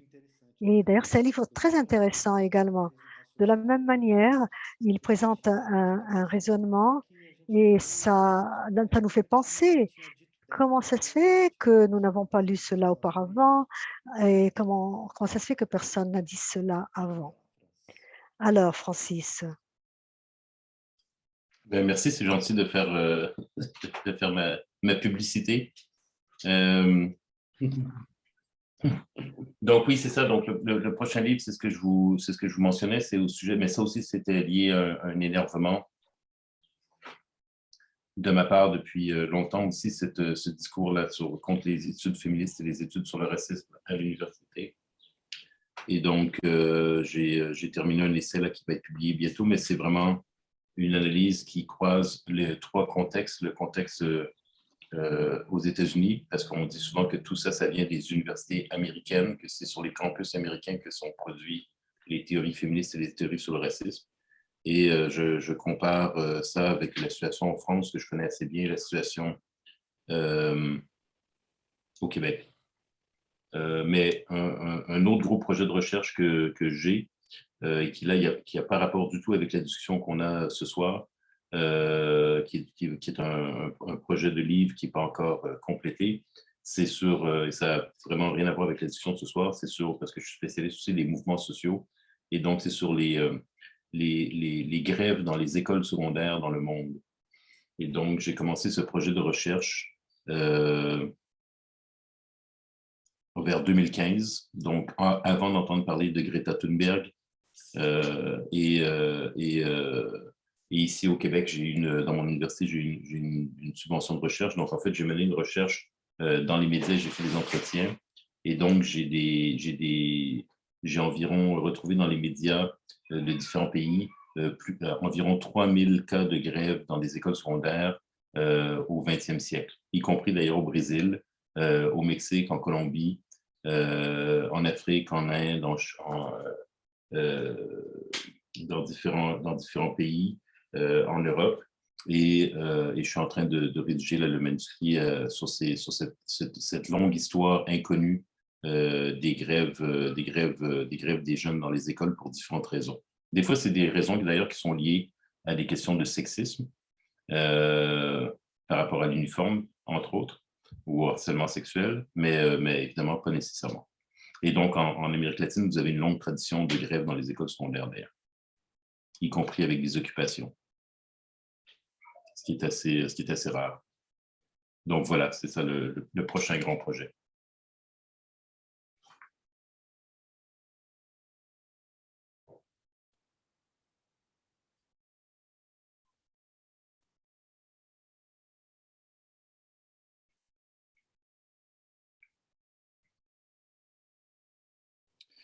O Justo faz uma pergunta aqui. Alors, professeur Justo pose une question. Est-ce que la crise de la masculinité pourrait être mise en rapport avec la crise du capitalisme? C'est d'ailleurs l'un des chapitres de votre livre. Pouvons-nous mettre en rapport la crise de la masculinité avec la crise du capitalisme? Alors oui, comme Paulo Victor vient de le dire, j'ai un chapitre au complet sur cette question. Et je rappelle aussi que déjà à la fin du 19e siècle, donc vers 1880, 1890, aux États-Unis, par exemple, même le président Roosevelt va tenir ce discours. On va expliquer que les hommes aux États-Unis seront en crise en raison de l'urbanisation et de l'industrialisation. Donc, en fait, les hommes passent d'un travail plutôt autonome, où ils sont des petits paysans, par exemple, des petits fermiers autonomes ou des artisans autonomes sans patron, où ils ont leur autonomie de production. Et donc, avec le processus d'urbanisation et d'industrialisation, ils se retrouvent dans des manufactures où ils sont soumis à une cadence, ils sont aliénés, en fait, c'est l'aliénation du travail dans le capitalisme. Et donc, à la fin du 19e siècle, aux États-Unis, on va entendre que ça a provoqué une crise de la masculinité, que les hommes ne savent plus comment être des hommes comme leur père l'était, et que les hommes souffrent en raison de cela. Et on va mettre en place, plutôt que d'abolir le capitalisme, évidemment, on va mettre en place des solutions de type les Boy Scouts, le sport amateur. Au niveau de la production culturelle, ça va être des romans comme les romans de western, les romans avec les cowboys, Tarzan aussi, donc des personnages masculins héroïques qui combattent le mal seuls. Il n'y a pas de femmes vraiment dans leur monde, sauf pour Tarzan, il y a Jane, mais ce sont des hommes courageux, des hommes qui affrontent les défis. Et évidemment, ce sont des constructions de fiction, hein, ce sont des constructions littéraires. Le cowboy n'est évidemment pas un vrai cowboy, c'est quelqu'un qui garde des vaches, c'est pas quelqu'un qui est un héros, quoique c'est utile de garder des vaches, évidemment, mais c'est pas... Et donc tout, le sport amateur, les Boy Scouts, une culture de valorisation de la masculinité à travers des productions culturelles, ça, à la fin du 19e siècle, ça a été bien étudié, entre autres, par un sociologue spécialiste de la question aux États-Unis qui est Michael Kimmel, et qui dit, on disait à l'époque qu'il y avait une crise de la masculinité qui était liée au développement du capitalisme.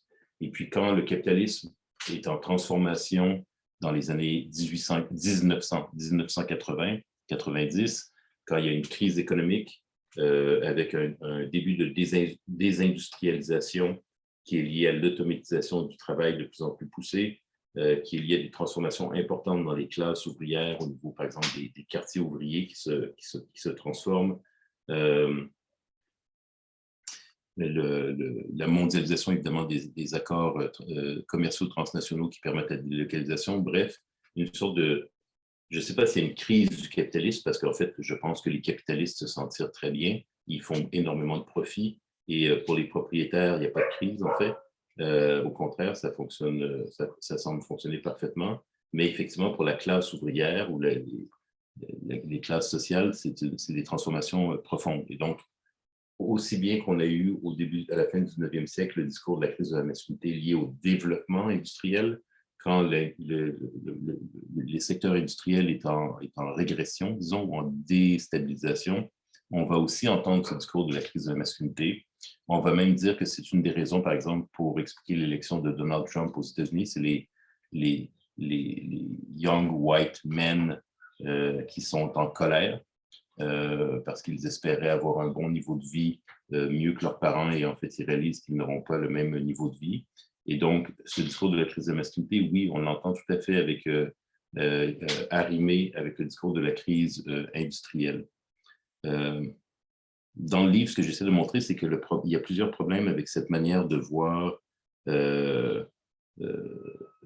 d'entendre le discours de la crise de la masculinité. C'est que quand on réfléchit comme ça, curieusement, on évacue les femmes qui, en réalité, ont des moins bonnes conditions économiques que les hommes.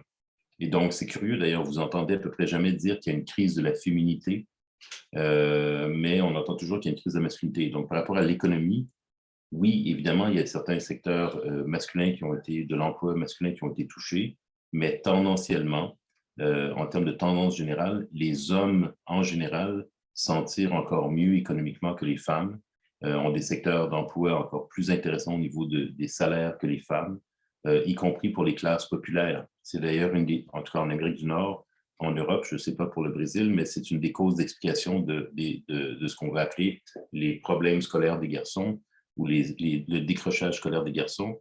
C'est qu'en réalité, souvent, les garçons ils ne décrochent pas de l'école, ils se trouvent un travail, par exemple, dans le secteur de la construction, qui est un secteur à 98% masculin, qui offre des très bons salaires avec un faible niveau d'éducation.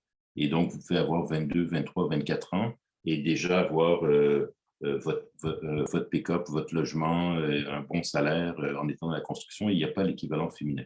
Donc, oui, il y a des problèmes économiques. Oui, il y a des catégories, évidemment, qui sont défavorisées par des transformations économiques.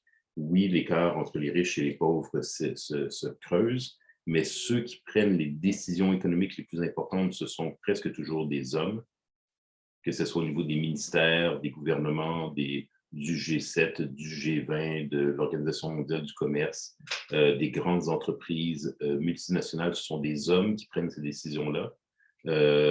Et s'il y a des hommes qui sont évidemment affectés, s'il y a évidemment du chômage, s'il y a évidemment de perte de l'emploi, du déclassement au niveau social, assurément, je pense que les femmes sont aussi touchées. Malheureusement, on n'en parle pas parce qu'on ne fait que parler de cette crise de la masculinité. Et donc, c'est une manière d'occulter en fait les problèmes des femmes et d'occulter en fait que tendanciellement, au niveau économique, les femmes s'en tirent moins bien que les hommes.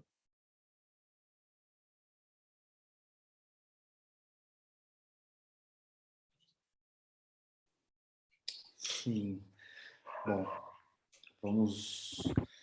Tem mais uma pergunta aqui. Bien, nous avons encore une question. Adriano, il attire l'attention sur le fait que certains agendas qu'on appelle les agendas identitaires sont appropriés par le discours idéologique capitaliste.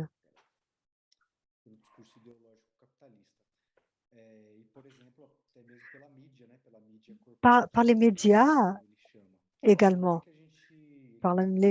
Et il demande comment, que faire face à cette appropriation de thèmes légitimes pour des intérêts obscurs du capitalisme.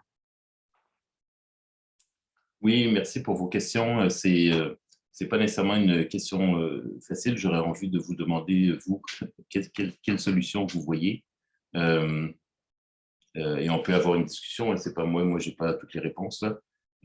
Mais ce que j'aurais envie de répondre, je ne suis pas sûr que ça va être une réponse satisfaisante, mais je pense que le capitalisme récupère tout. Et donc, oui, il récupère le féminisme, oui, il récupère les luttes antiracistes, il a récupéré le nationalisme, il a récupéré le système parlementaire à son avantage, il a récupéré, même les syndicats sont intégrés maintenant en grande partie dans le système capitaliste, c'est intégré, c'est légal, il y a des droits, il y a des cadres de négociation. Le patronat reconnaît les syndicats. Les partis de gauche et d'extrême gauche ont été intégrés au système parlementaire et jusqu'à aujourd'hui, en 2022, on n'a pas encore vu de grande révolution communiste par ces partis et le capitalisme n'a pas été aboli. Et donc, en fait, le capitalisme récupère tout. Et donc, je ne sais pas comment on peut développer des idées. Moi, je m'intéresse beaucoup à l'anarchisme, par exemple. Et depuis quelques années, il y a des revues académiques en sciences de la gestion qui publient des textes pour montrer que l'anarchisme offre des bonnes idées en gestion. Et donc, vous imaginez Pierre Kropotkin et Michel Bakounine en train de pleurer dans leur tombe. Et donc, le capitalisme récupère tout. Donc, évidemment, le capitalisme récupère la question écologique. Et au niveau du marketing et au niveau de la production, évidemment, ils récupèrent même la photo de Che Guevara pour vendre des t-shirts. Donc, je n'ai pas de réponse à ça. Je suis tout à fait conscient que, évidemment, une partie, et de toute façon, les mouvements sociaux sont extrêmement diversifiés par ailleurs. Il y a des tendances plus réformistes, il y a des tendances plus libérales, il y a des tendances plus radicales, plus anti-autoritaires. C'est vrai dans les mouvements ouvriers, c'est vrai dans le mouvement de la jeunesse, c'est vrai dans le mouvement écologiste, c'est vrai dans le mouvement féministe. Et il y a des féministes qui sont de fait des libérales de toute façon. Et il y a des féministes qui sont anticapitalistes, il y a des féministes qui sont écologistes, il y a des féministes, bref. Et donc moi, je ne dirais pas, pour essayer de répondre le mieux possible à votre question, je ne dirais pas que parce que le capitalisme a récupéré ceci ou cela, donc ceci ou cela est dans l'erreur, ou ceci, cela est faux. Je constate plutôt l'extrême efficacité, malheureusement, du capitalisme à récupérer tout ça. Et évidemment, ça force évidemment à réfléchir comment on reste, en fait, comment on essaie de se prémunir contre cela, en sachant que c'est presque impossible de s'en prémunir complètement. Ouais, avant que vous arriviez, avant qu'on ouvre la porte aux invités, Paolo, Juliana et moi, on parlait de la musique punk. La musique punk a été récupérée par le capitalisme.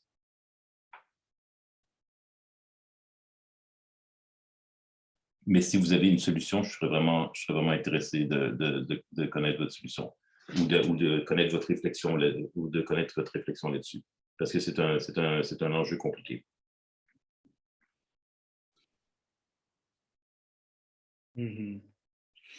Bom, sim, acho que, né, vejo dessa maneira também. Oui, moi aussi, je pense que c'est un défi, c'est un enjeu. Et quand vous avez demandé qu'en trouvez-vous, je me souviens du film allemand qui s'appelle Educators. Je ne sais pas si vous les avez vus. Educators, les éducateurs. Eh bien, ils ont une proposition très intéressante dans ce film. C'est un film des années 2000 et la proposition est la suivante. Il s'agit de 3 amis qui décident de faire la révolution eux-mêmes et ils font directement à couper les fils, les câbles des antennes. Ça, c'est leur idée. Ils vont couper les câbles de transmission de ces discours, de cette presse, de ces médias. Les médias, les corporate bourgeois. Bien, je pense que ici au Brésil, il y a beaucoup de mouvements dans ce sens. Ces médias bourgeois, corporate, essayent de se diffuser, se disséminer sur les réseaux sociaux. Mais il y a un autre langage. Internet a permis que d'autres discours puissent circuler. Évidemment, il y a beaucoup de pièges. Ils essayent de placer leurs tentacules là également. Mais il y a également la possibilité de la circulation d'autres discours. Et cette solution de ce film Educators, ce serait peut-être une bonne solution. Nous avons encore une question. C'est une question un peu longue, mais allons-y, je vais lire. Bonsoir. Le féminisme qui s'exprime sur les réseaux a une force de discours très grande, typique des militants de gauche, mais également consacrée par la logique conflictuelle des réseaux sociaux. La maxime que tout homme est un violeur en potentiel s'est disséminée comme étant une vérité. Le genre masculin, comme il appartient à une catégorie inclue comme oppresseur, hégémonique, ne légitime aucune demande identitaire. Et c'est une réaction timide au féminisme sur les réseaux. Et on demande que pouvons-nous faire pour être acceptés. Ainsi, paradoxalement, Il ne semble pas que seules les femmes peuvent législer à propos du genre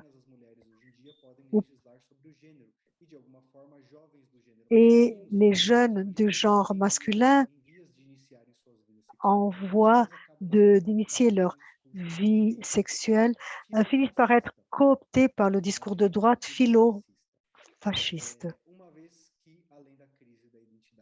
Puisque, à part la crise de l'identité du genre masculin, ils se sont confrontés à des discours politiques du féminisme sur les réseaux sociaux, ce qui les culpabilise a priori. Bon, c'est une question assez complexe, mais je pense qu'il veut dire que ces hommes, ces jeunes, d'ailleurs, je pense que Francis évoque cela sur son livre, ils sont confrontés à un certain discours avec cette prémisse que tout homme est un violeur en potentiel. Et ainsi, le jeune homme, il se sent un peu perdu et il se sent coupable. Alors, la question est, qu'est-ce qui les culpabilise a priori? Je ne sais pas s'il y a une réponse à cela, mais si Francis veut commenter. Oui, je ne sais pas si c'est une question-commentaire avec plusieurs éléments, donc je ne sais pas si je vais répondre vraiment à votre questionnement. Peut-être pas, je m'en excuse. Vous pourrez redemander, on pourrait continuer la discussion si vous voulez. Bon, la première chose qui n'est pas une bonne réponse, c'est que moi, je ne suis pas sur les médias sociaux. Donc, je ne suis pas sur la ligne de front des polémiques et des débats sur les médias sociaux, mais rassurez-vous, j'ai quand même des amis. Et j'ai des amis qui sont sur les médias sociaux qui me disent un peu comment ça se passe. Moi, ma compréhension, c'est que, évidemment, les médias sociaux, vous le dites dans votre question et dans votre commentaire, c'est évidemment un espace de discussion où très rapidement, il peut y avoir beaucoup d'agressivité, des insultes. Moi, ce que je sais de la part des féministes à qui je parle ou qui m'en parlent, c'est qu'elles reçoivent aussi des menaces de viol, des menaces de mort, des propos extrêmement violents. Donc, c'est certainement pas à sens unique. Et par rapport au fait que des garçons ou des hommes se sentent culpabilisés, ça, j'avoue que je ne saurais pas trop quoi répondre. Je ne sais pas si tous les hommes sont des violeurs potentiels, mais ma compréhension, c'est qu'en fait, si j'ai bien compris, toutes les femmes peuvent se sentir menacées potentiellement et avoir peur potentiellement. Et donc, ça, c'est un très grave problème. Il ne s'agit pas que 100% des hommes agressent physiquement ou sexuellement des femmes pour que ça soit un problème. Il s'agit qu'il y ait un certain nombre d'hommes qui agressent physiquement et sexuellement des femmes pour que toutes les femmes dans un quartier ou toutes les femmes dans une ville se sentent menacées. Et quand je disais tout à l'heure, il faut se demander qui a peur de qui, par exemple. Cette peur, elle est concrète. C'est une peur qui peut empêcher des femmes d'aller dans certains quartiers ou d'habiter dans certains quartiers ou de se déplacer dans certaines régions d'un pays, par exemple. Ça a des effets très concrets. On peut avoir peur d'être dans les transports en commun, dans certains emplois, etc. Et donc, je ne sais pas si les femmes disent souvent tous les hommes sont des violeurs potentiels.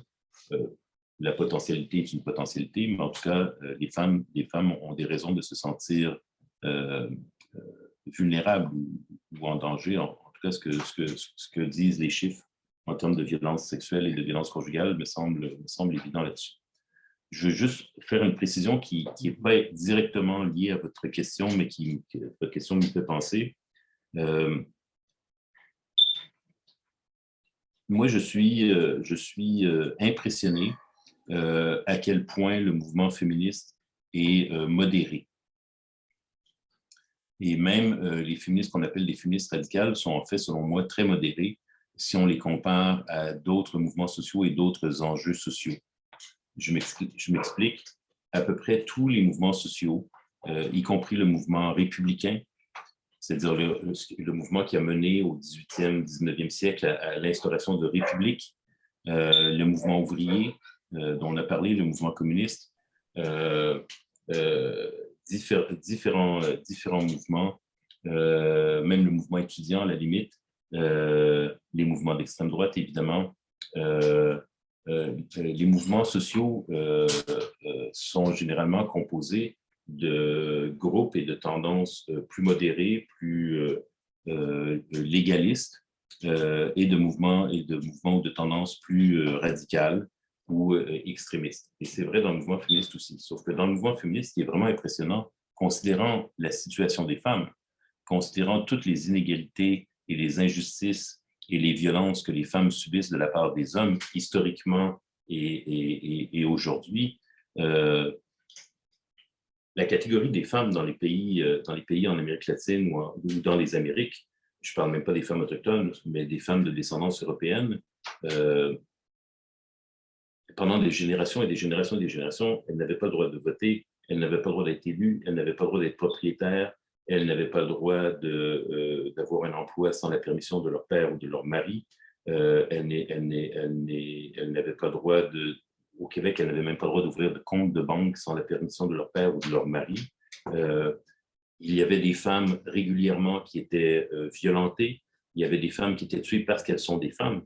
Les hommes qui tuent les femmes parce qu'elles les laissent, ce ne sont pas des meurtriers en série. Ce ne sont pas des hommes qui tueraient leur colocataire parce que leur colocataire leur annonce qu'ils les laissent. Là. Mais quand c'est leur épouse, leur conjoint qui les laisse, ils tuent les femmes. Donc, une catégorie comme les femmes qui ont vécu toutes ces injustices, toutes ces inégalités, toutes ces violences, toutes ces exclusions, eh bien, on arrive à un mouvement féministe qui est extrêmement modéré, parce que dans d'autres contextes, ce même genre de situation mène à des luttes armées, mène à des révolutions armées ou à des groupes clandestins militarisés. C'est arrivé un peu partout dans l'histoire, où quand vous avez une catégorie de la population qui est privée du droit de vote, privée de la représentation politique, privée du droit de propriété, ségrégée au niveau du travail, et dont on tue des membres régulièrement, ça mène à des luttes armées. C'est ce qui se passe dans l'histoire. C'est presque banal. Et donc, considérant tout ce que les femmes subissent, en fait, je trouve que les féministes sont extrêmement patientes et extrêmement gentilles avec nous.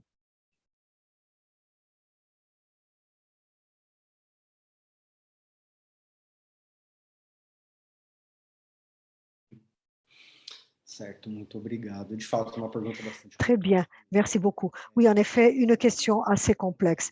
Bon, on va passer à la dernière question avant de clore, étant donné également l'heure. Maïté, au Brésil, certains programmes sociaux pour les couches populaires avaient pour titre les femmes et les mères. Donc, des programmes pour les logements, mettre les logements au nom des femmes, par exemple. Mais traditionnellement, il y a un effacement de cette catégorie du genre, des femmes en tant que genre, catégorie de genre pour les politiques publiques. Très souvent, les analyses de la participation des femmes dans l'académie, dans l'université, sur le marché du travail, etc., montrent une inégalité et aucune analyse qui montre les stratégies de domination et de maintien de ce statut masculin. Et elle vous demande, connaissez-vous une politique qui actuellement fait la promotion ou promeut l'équité dans ce domaine? Donc, au-delà du discours, une politique qui soit vraiment effective dans ce sens-là, vous en connaissez? Juste pour être sûr de comprendre, au niveau des politiques sociales, vous voulez dire? Ou au niveau des logements sociaux? De manière plus générale? Ela faz a pergunta no nível das políticas sociais, de modo geral. C'est du point de vue des politiques sociales. En fait, le logement, c'est un exemple, puisqu'on promouvait cela. Mais dans le domaine des politiques sociales, d'une manière générale, y a-t-il une politique qui soit efficace dans ce sens-là? Ben, moi, je vais vous donner des exemples que je connais ici au Québec où je suis, donc dans une des provinces du Canada, où il y a des politiques. Mais ma collègue Mélissa Blais, dont je vous parlais tout à l'heure, sociologue, qui s'intéresse par exemple au secteur des luttes contre les violences faites aux femmes. Donc, c'est vraiment son champ de spécialisation. Elle a étudié en faisant des dizaines et des dizaines d'entretiens auprès des femmes, des militantes féministes et des salariés, des intervenantes dans les réseaux pour femmes violentées, qui aident les femmes violentées. Et dans ces travaux, Mélissa montre bien comment il y a des manœuvres de la part de groupes d'hommes, justement pour qu'on essaie de dégenrer les discours et les politiques sur les violences conjugales, qu'on généralise, qu'on ne dise plus les violences masculines contre les femmes, mais qu'on dise les violences conjugales et qu'on laisse entendre, par exemple, que les hommes aussi peuvent être victimes de violences conjugales et que c'est un problème aussi grave.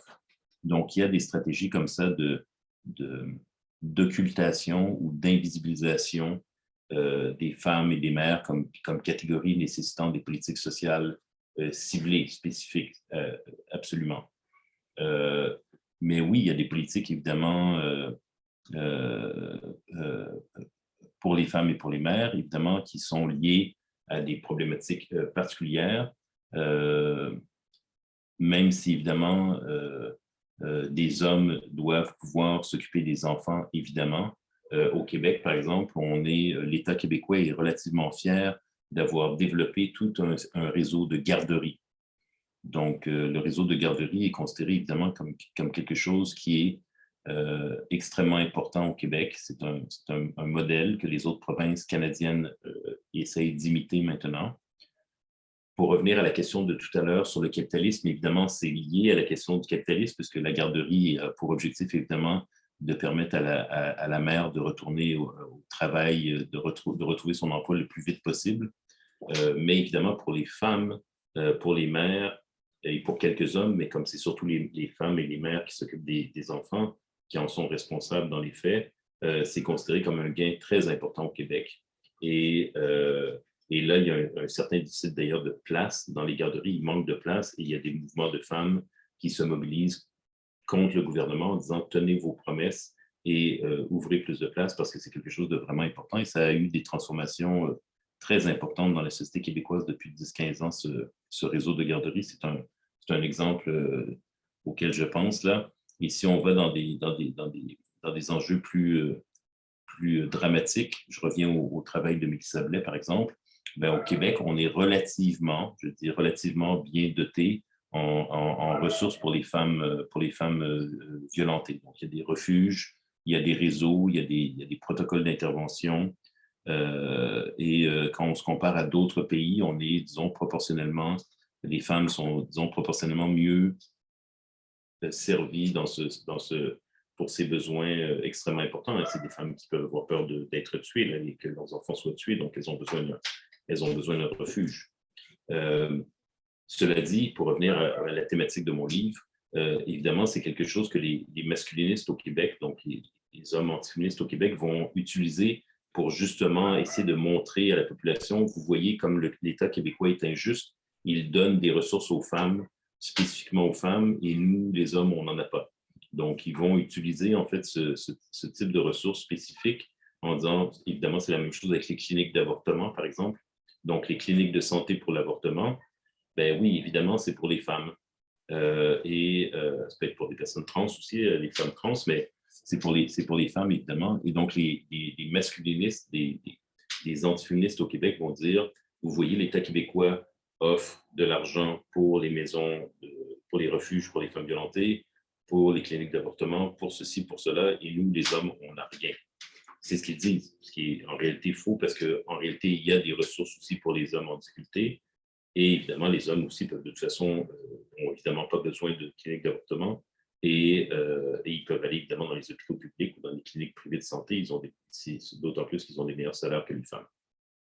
Je ne sais pas si ça répond, si ça répond à la question.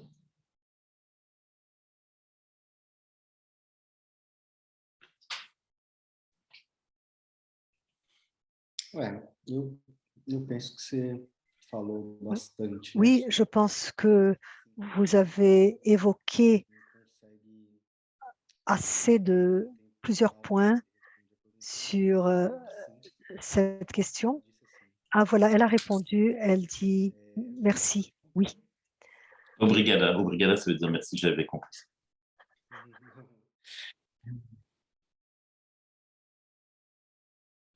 Sim, Oui. muitíssimo C'est obrigado. ça. Muitíssimo obrigados.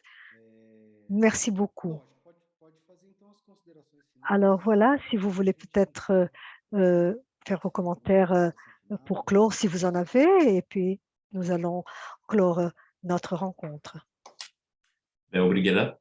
Merci, merci à tout le monde. Merci pour les questions. Merci encore une fois, là, sincèrement à Clary et à Polo pour l'interprétation et la traduction. C'est extrêmement apprécié. C'est très généreux. Je suis vraiment très content. Je suis très content d'être en discussion avec les gens du Brésil.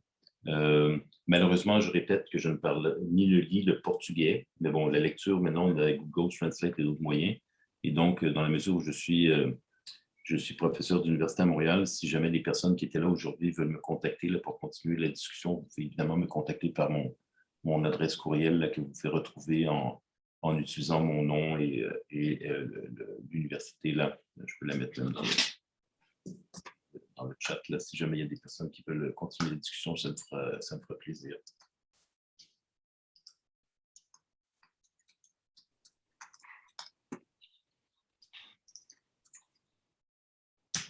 Voilà. Et j'espère que peut-être un jour, dans les prochaines années, on pourra se retrouver ensemble à Sao Paulo ou au Brésil et continuer la discussion.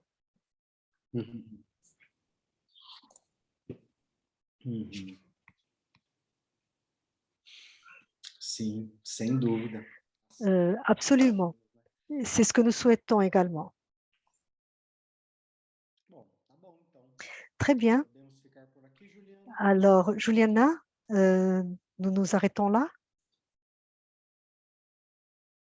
Juliana respondeu, podemos. Juliana a répondu sur le chat. Oui, très bien. Je vous remercie une fois de plus, Francis. Certainement, nous aurons d'autres rencontres au Brésil ou peut-être au Canada, qui sait, n'est-ce pas? Très bien. Je remercie également Clary et voilà. Très bien.